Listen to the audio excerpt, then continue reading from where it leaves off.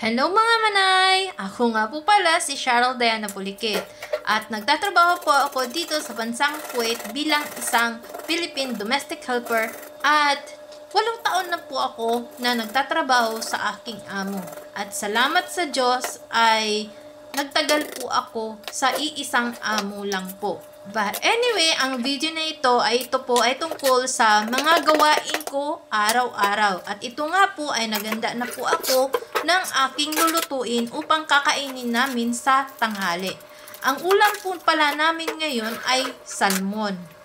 Pipirituhin ko lang po pala ang salmon kasi yun lang po ang idea na gusto kong ipakain ko sa aking amo. Nakita ninyo yung dalawa na salmon?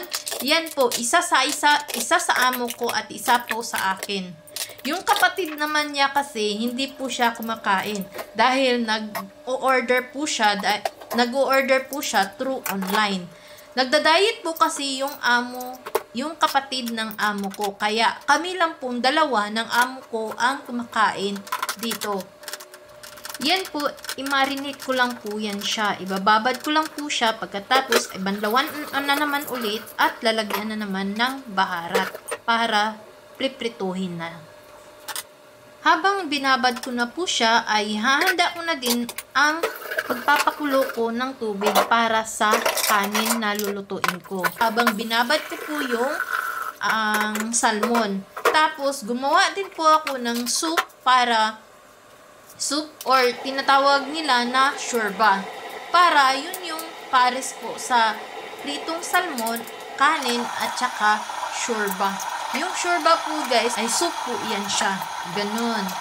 So ayan ka po. So, madali lang naman mag-prepare at maghanda ng tanghalian. Kasi yung amo ko naman, hindi naman siya maselan. Hindi siya katulad ng ibang mga amo na maselan sa pagkain. Pero siya hindi. Kung ano ang niluluto mo, anong ipapakain mo sa kanya, kinakain niya. Sinasabay ko nga pala ang pagluluto sa shorba at saka sa kanin. Ganun lang kadali guys.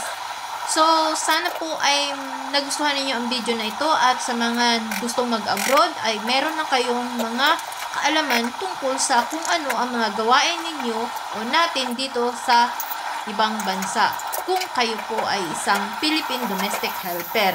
At yan lang po kadali ang trabaho guys. Basta buong puso ninyong gagawin ang inyong trabaho.